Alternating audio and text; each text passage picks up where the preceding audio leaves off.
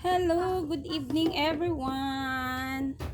Flex ko lang po yung ating recipe ngayong gabi.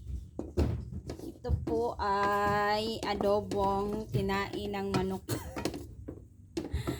'Di ba? Para maiba ang version ng tinai. Ayan.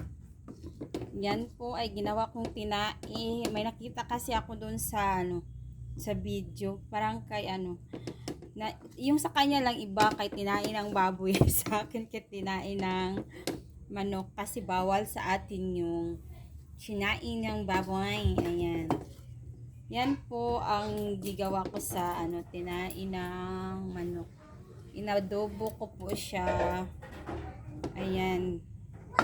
Pero masarap siya in fairness. Parang manok din, lasang manok. Kaya po guys, thank you for watching. Kain tayo. Ayan ang aming ulam ngayong gabi. Bye!